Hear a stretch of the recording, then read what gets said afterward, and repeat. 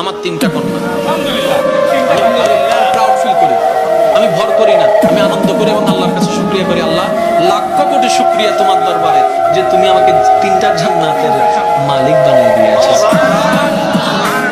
যখনই দেখবেন বদনামের শিকার হবেন, ধৈর্য ধরে বসে থাকবেন চুপ করে। আজকের দিন চলে যাবে, সপ্তাহ পার হবে, মাসে গড়াবে, মাস থেকে বছরে যাবে।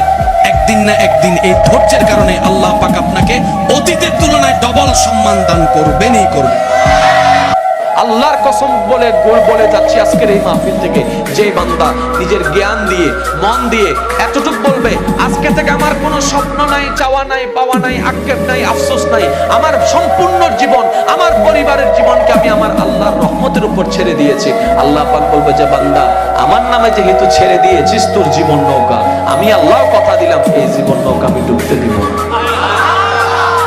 ও মাওলা, এতদিন নিজের জীবনকে নিজের হাতে রাখতে চেয়েছি, বিবেক খাটিয়েছি, বুদ্ধি খাটিয়েছি, প্ল্যানিং করেছি, কিছু জায়গায় সফল হয়েছি, বেশিরভাগ জায়গায় ব্যর্থ হয়েছি। ভালোবাসলাম সুখের আশায়, লাভ থেকে বের হলাম, এখন কান্নায় আমার দিন কাটছে। মাওলা, আমার জীবন নিয়ে আমি আজকে থেকে আর ভাববো না, আমি তোমার রহমতের উপর ছেড়ে দিলাম, তোমার রহমতের উপর ছেড়ে